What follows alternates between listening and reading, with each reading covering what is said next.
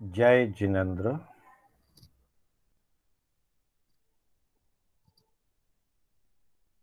मोक्षमार्गस्य नेतारम् भेतारम् आवाज नहीं आ रही कर्मभूता मास्टर जी। ज्ञातारम् विश्वतत्त्वानां वन्दे तद्गुणलब्धये। वन्दे तद्गुणलब्धये। अनंत उपकारी, आस्था के आयाम, चरम तीर्थंकर, श्रवण भगवान महावीर को वंदन। प्रभु की परंपरा में विचरण करने वाले समस्त चारित्र आत्माओं को वंदन। धर्म प्रेमी बंधुओं, सुशील माताओं एवं बहनों, श्री कर्नाटक जैन स्वाध्याय संघ बेंगलोर के तत्वावधान में आवाज आयोजित। नहीं आ रही मास्टर जी। आवाज नहीं आ रही है? आ रही है। नहीं आ रही है। आ रही है मास्टर जी। ओके। धर्म प्रेमी बंधुओं, सुशील माताओं एवं बहनों, श्री कर्नाटक जैन स्वाध्याय संघ बेंगलोर के तत्वावधान में आयोजित जिन वाणी सार की इस 25वीं कक्षा में मैं आप सभी का हार्दिक स्वागत एवं अभिनंदन करता हूं। हमारी कक्षा समभाव और उसके महत्व के संदर्भ में अलग अलग आगमों और धर्म ग्रंथों की गाथाओं पर आधारित चल रही है। गत 2 कक्षाओं में हमने समभाव की साधना कैसे की जाए उसके संदर्भ में व्यावहारिक और आध्यात्मिक दोनों प्रकार के उपायों की चर्चा हमने गत 2 कक्षाओं में की थी। आज हम उससे आगे बढ़ते हुए कि मुझे समभाव के कम सुनाई साथ दे रहा है।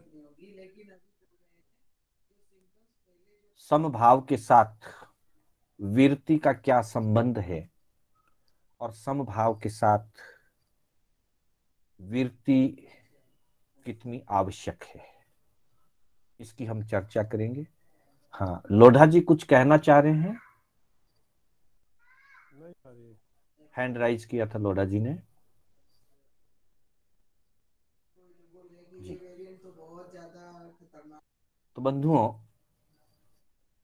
आज हम ज्ञान और क्रिया, भाव और साधना दोनों के समन्वय की चर्चा करना जा रहे हैं। अकेली भावना सफल नहीं होती है। भावना के साथ भावना के अनुरूप क्रिया की भी आवश्यकता है। इसी बात को लेकर के हम आज की चर्चा करने जा रहे हैं, जिसमें पहली जो गाथा हमने ली है वो उत्तरार्जन सूत्र का सूत्र है, एवं जो दूसरा श्लोक हमने जो आज लिया है वह श्लोक हम आवश्यक निरुक्ति के श्लोक के आधार से हम इसकी चर्चा हम आज करेंगे। तो बंधुओं, पहले उत्तरार्जन सूत्र की बात कर रहे हैं, जिसमें कहा गया है सामायिनम भन्ते जीवे किम जनियई। भगवान ने उत्तर फरमाया सामायिनम सावज्य जोग वीरइम जनियई। सावज्य योग से वीरति, अर्थात समभाव जहां आता है, समभाव के साथ सावध्य योगों का त्याग यह आवश्यक है। सावध्य योगों के त्याग के बिना समभाव फलित नहीं होता है, और समभाव का जो वास्तविक लाभ हमें मिलना है वह लाभ हमें नहीं मिलता है। इसलिए उत्तरार्जुन सूत्र के 29वें अध्ययन में जहां 73 बोलों की चर्चा हुई है, उन 73 बोलों की चर्चा में बताया गया है सामायिक से जीव को क्या लाभ होता है या क्या प्राप्ति होती है। समभाव का एक सबसे महत्वपूर्ण साधना जो है वो सामायिक है, और प्रभु फरमाते हैं कि सामायिक से सावध्य योगों की वीरति की प्राप्ति होती है। वैसे तो देखा जाए तो सामायिक सावध्य योगों का त्याग का नाम ही सामायिक है। जब हम सामायिक लेते हैं तो हम उच्चारण करते हैं, प्रतिज्ञा करते हैं हम कि करेमि भन्ते सामायियम सावज्यम जोगम पचक्खामी। अहो भगवान, मैं सामायिक करना चाहता हूं, और सामायिक करते हुए मैं सावध्य योगों का त्याग कर रहा हूं।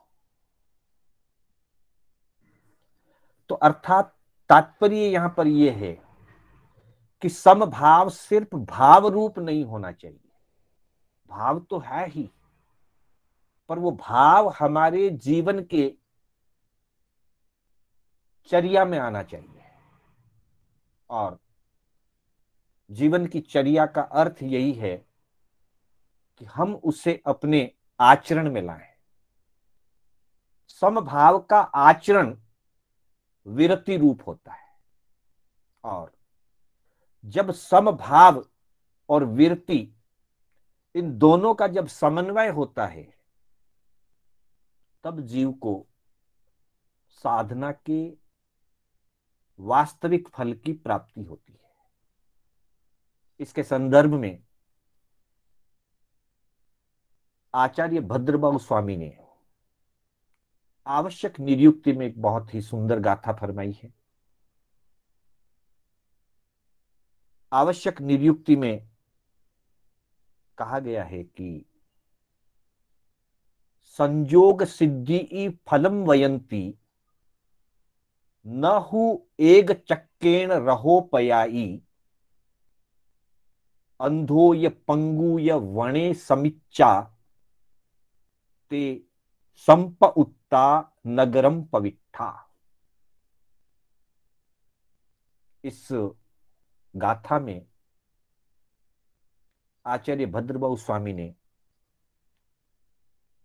ज्ञान और क्रिया या भाव और विरति इन दोनों के समन्वय की बात कही है, और उस बात को समझाने के लिए एक अंतर कथा का इसमें प्रयोग किया है। वैसे ये कहानी जो है, कथा जो है,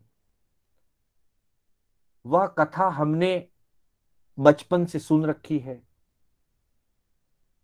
धार्मिक कक्षाओं में छोटे छोटे बच्चों को ये कथा हम सुनाते हैं, लेकिन इस कथा का आधार आवश्यक निरुक्ति है। ये बहुत बड़ी महत्व की बात है। तो आचार्य भद्रबाहु स्वामी फरमाते हैं कि संयोग सिद्धि फलम वयंती। संयोग जहां सिद्ध होता है तब ही फल की प्राप्ति होती है। संयोग का यहां पर अर्थ है ज्ञान और क्रिया या भाव और विरति। भाव एवं विरति इन दोनों का संयोग जहां सिद्ध होता है वहीं फलदायी कहा गया है, अर्थात तभी फल की प्राप्ति होती है। और उसके लिए एक उदाहरण भी दिया और एक कथा भी कही। उदाहरण दिया रथ का, न हु एक चक्केण रहो पयाई। रथ जो होता है, रथ में दो पहिए होते हैं और दोनों पहियों के समन्वय से ही रथ अपनी यात्रा आगे बढ़ाता है। बिना दूसरे पहिए के अकेला अगर रथ एक पहिया चले और दूसरा पहिया ना हो या दूसरा पहिया जाम हो जाए तो एक पहिए से, एक चक्रे से रथ गति नहीं कर सकता, वो आगे नहीं बढ़ सकता। इसलिए कहा कि ना हु एक चक्केण रहो पयाई। रथ एक चक्र से, एक पहिए से चल नहीं सकता है।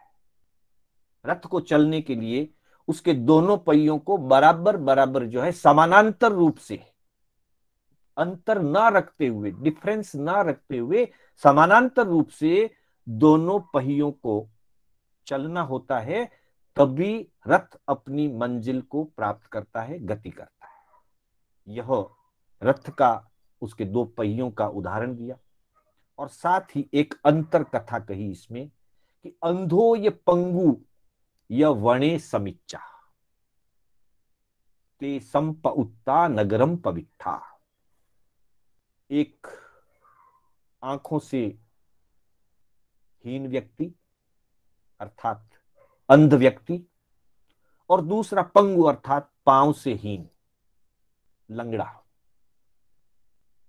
एक अंधा और एक लंगड़ा, ये दोनों अगर अलग अलग रहें, इन दोनों में अगर संयोग ना बने, दोनों में समन्वय ना हो, तो इनका जीवन बाधित होता है, अव्यवस्थित हो जाता है। तो यहां आचार्य भद्रबाहु स्वामी ने उस कथा का इसमें प्रयोग किया कि एक जंगल के अंदर आग लग गई और एक अंधा व्यक्ति और एक पंगु अर्थात लंगड़ा व्यक्ति, दोनों उस जंगल में फंस गए, जंगल की आग में फंस गए। वे निकलना चाहते हैं बाहर, पर अंधे को दिखाई नहीं दे रहा है मार्ग कि मैं कैसे इस आग से बाहर निकलूं। आग की तपन महसूस हो रही है, कोलाहल मचा हुआ है कि आग लग गई है, भागो भागो बचो, निकलो यहां से, लेकिन अंधे को मार्ग नहीं दिखाई दे रहा। वो घूम फिर करके आग की लपटों में फंस रहा है पर बाहर नहीं निकल पा रहा है। दूसरी तरफ जो व्यक्ति लंगड़ा है, उसे मार्ग स्पष्ट दिखाई दे रहा है, साफ दिख रहा है मार्ग, लेकिन लंगड़ा होने के कारण पांव उसका व्यवस्थित नहीं है, इसलिए वो चल करके, रास्ता दिखाई देते हुए भी चल करके वो उस जंगल से बाहर नहीं निकल पा रहा है। तब वे दोनों मिलते हैं, लंगड़ा व्यक्ति और अंधा व्यक्ति दोनों मिल जाते हैं। अंधा व्यक्ति कहता है कि मेरा शरीर हष्ट पुष्ट है, पांव मजबूत है, तुम मेरे कंधे पर बैठ जाओ, मुझे रास्ता दिखाओ, मैं तुम्हारे कहे अनुसार रास्ते से बाहर निकल करके दोनों की जिंदगी बच जाएगी, दोनों को सुरक्षा मिल जाएगी, दोनों को मंजिल प्राप्त हो जाएगी और दोनों में समन्वय होता है, मित्रता हो जाती है। अंधे व्यक्ति के कंधे पर लंगड़ा व्यक्ति बैठ करके उसे दिशा दिखाता है और अंधा व्यक्ति उस लंगड़े के द्वारा बताई हुई दिशा के अनुसार चल करके उस वन की आग से बाहर निकल जाते हैं और सुरक्षित नगर में प्रवेश कर लेते हैं, सुरक्षित स्थान पर पहुंच जाते हैं। इस कथा को बता करके आचार्य भद्रबाहु स्वामी फरमाते हैं कि एक तरफ समभाव है और दूसरी तरफ विरति है। जब दोनों का समन्वय होता है, समभाव और विरति दोनों का जब समन्वय होता है, अथवा कहें कि ज्ञान और क्रिया का जब समन्वय होता है, तब साधक अपनी मंजिल अर्थात मोक्ष को प्राप्त कर लेता है। एक के बिना दूसरा अधूरा है।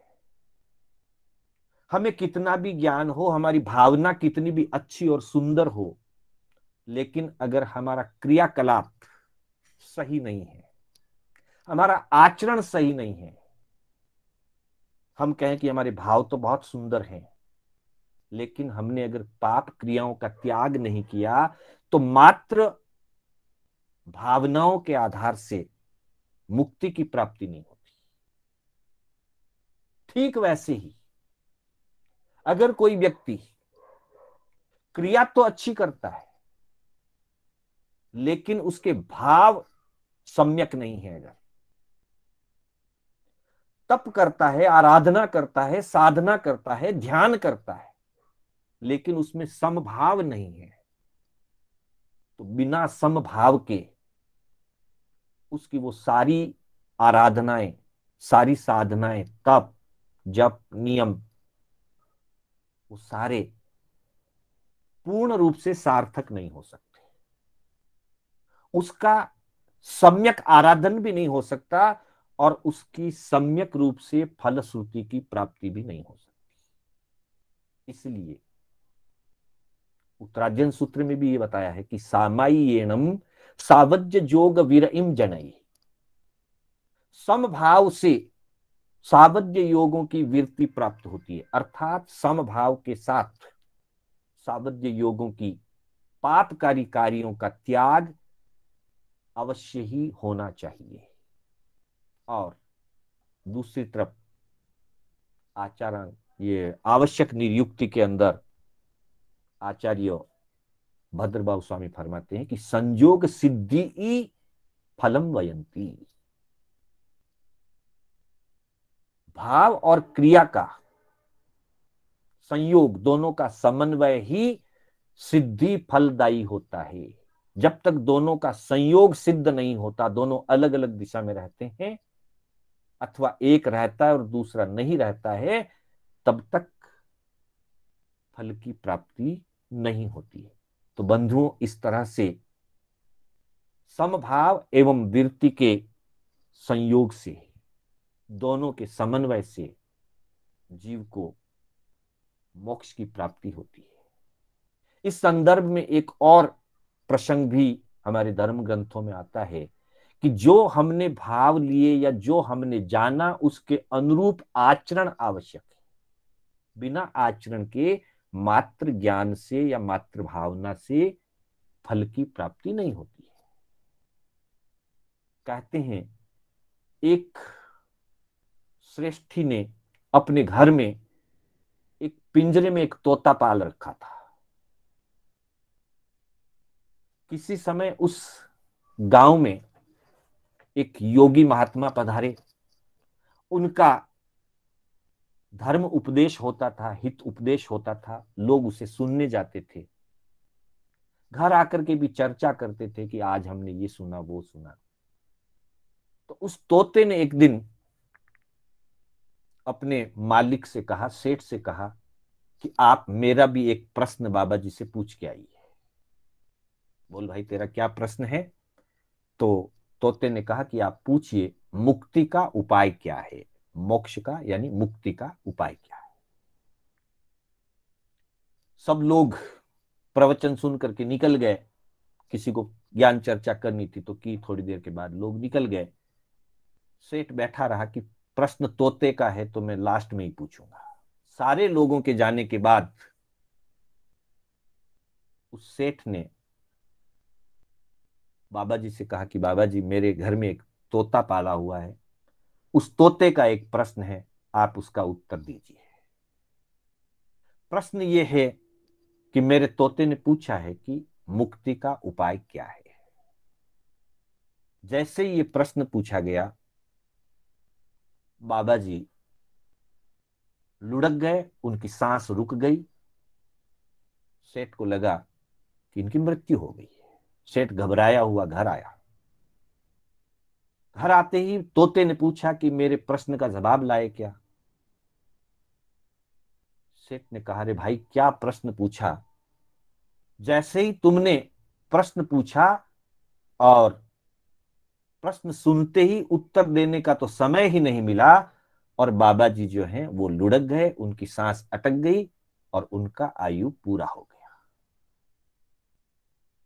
ये सुनते ही तोते की गर्दन लुढ़क गई, तोते की सांस रुक गई। सेठ ने देखा ये क्या हो रहा है, वहां प्रश्न पूछा तो बाबा जी लुढ़क गए, और यहां आकर के घटना बताई तो तोता लुढ़क गया।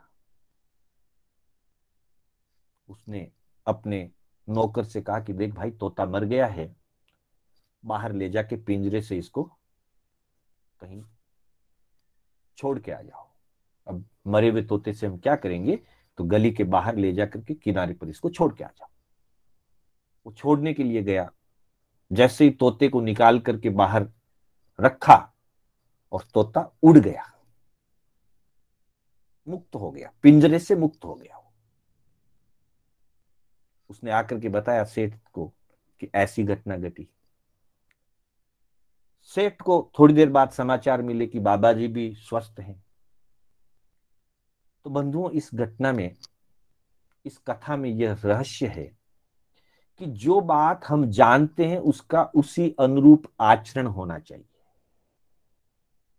तोते ने मुक्ति का उपाय पूछा, बाबा जी ने वो उपाय शब्दों से नहीं बताया, प्रैक्टिकल बताया। तोता उसको समझ गया, और समझ करके तोते ने वही कार्य किया जो कार्य प्रायोगिक रूप से बाबा जी ने किया था। और सेठ ने समझा कि ये मर गया है, इसलिए सेठ ने उसको पिंजरे से बाहर निकाल के फेंकवा दिया। उसको मुक्ति चाहिए थी,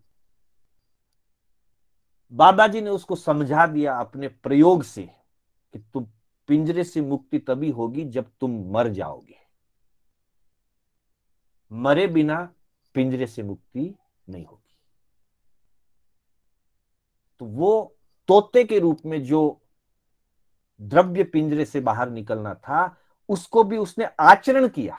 जैसा बाबा जी ने अपने प्रयोग से बताया, ठीक वैसा ही आचरण उस तोते ने किया, तो तोता उस पिंजरे से मुक्त हो गया। हमारी आत्मा भी इस शरीर में, शरीर रूपी पिंजरे में कैद है हमारी आत्मा।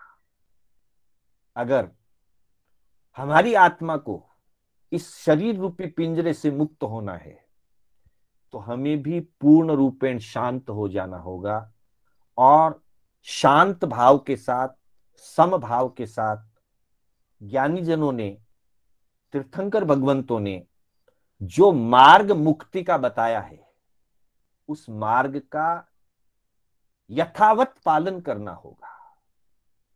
जब हमारे भाव और हमारा आचरण दोनों यथावत होंगे, दोनों का संयोग सिद्ध होगा, तभी हमें मुक्ति रूपी फल की प्राप्ति होगी।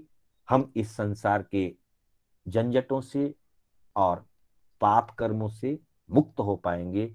इन्हीं भावनाओं के साथ मैं अपने शब्दों को विराम देना चाहूंगा। मेरे बोलने में कोई स्खलना हुई हो या जिनाज्ञा विपरीत कथन हुआ हो, तो उसके लिए बारंबार मिच्छामि दुक्कडम। मंगल पाठ के साथ हमारी कक्षा विराम लेगी। गुरुदेव की आज्ञा से, बड़े श्रावकों की आज्ञा से, चत्तारि मंगलम अरिहंता मंगलम सिद्धा मंगलम साहू मंगलम केवली पनत्तो धम्मो मंगलम। चत्तारि लोगुत्तमा अरिहंता लोगुत्तमा सिद्धा लोगुत्तमा साहू लोगुत्तमा केवली पनत्तो धम्मो लोगुत्तमो।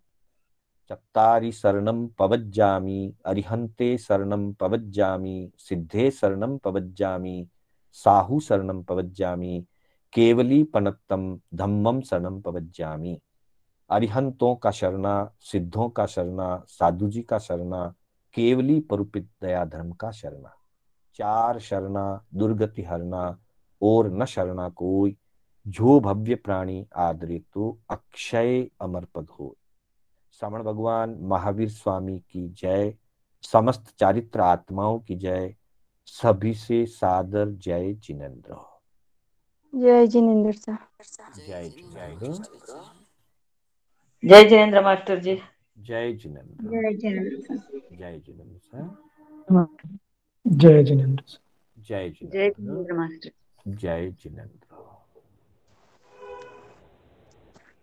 जय जिनेन्द्र मास्टर जी। जय जिनेन्द्र। मास्टर जी जय जो जिनेन्द्र मास्टर। जय जिनेन्द्र। मास्टर जी जो आपने अभी बताया ना, उसी का एक्चुअली थोड़े दिन पहले उपाध्याय अमर मुनि जी की जो बुक है ना, आप सामायिक सूत्र की आपने जी जी हाँ हाँ हाँ। उसमें भी लिखा हुआ था वो, एक ही सेंटेंस में लिखा हुआ है, नाण क्रियाई मुक्को करके। हाँ। उसमें ऐसे ही ऐसे यही बहुत सारे सूत्र हैं, जैसे नान क्रियाए मोक्षो, या संस्कृत में है ज्ञान क्रियाभ्याम मोक्षः। तो ये सब भाव उनके सब के यही हैं, और अलग अलग ग्रंथों में, कोई संस्कृत में, कोई प्राकृत में, और अलग अलग संदर्भों में उसका वर्णन हुआ हम्म। है। पर वो मास्टर जी, वो नाण क्रियाई मुक्को वो कौन सा ग्रंथ का है, नहीं समझ रहा है यहाँ पे। विशेष विशेष विशेष आवश्यक भाष्य। क्या, नहीं समझ रहा विशेष आवश्यक भाष्य। है। ऐसा विशेष नाम है? आवश्यक भाष्य, ये किस ये किसकी रचना, और ये इसके बारे में आप। मुझे अभी फिलहाल तो याद नहीं है ये किसकी रचना है। शायद आचार्य मलयगिरी की होगी या किसी और की होगी, मैं देख के बता सकूंगा। मुझे ओके मास्टर, धन्यवाद मास्टर जी। जय जिनेन्द्र।